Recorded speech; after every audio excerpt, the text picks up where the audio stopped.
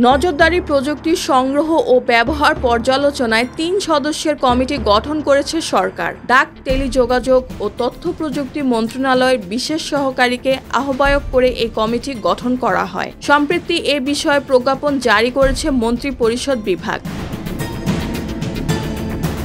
কমিটিতে সদস্য হিসাবে রয়েছে স্বরাষ্ট্র মন্ত্রণালয়ের সিনিয়র সচিব ও সশস্ত্র বাহিনী বিভাগের প্রিন্সিপাল স্টাফ অফিসার। প্রজ্ঞাপনে জানানো হয়, কমিটি ৩ মাসের মধ্যে সরকারের কাছে প্রতিবেদন জমা দেবে। নজরদারি প্রযুক্তি কেনার পটভূমি অনুসন্ধান করবে এই কমিটি। এছাড়া উল্লেখিত প্রযুক্তির অপব্যবহার হয়েছে কিনা এবং হয়ে থাকলে তার দায়-দায়িত্ব নিরূপণ করবে।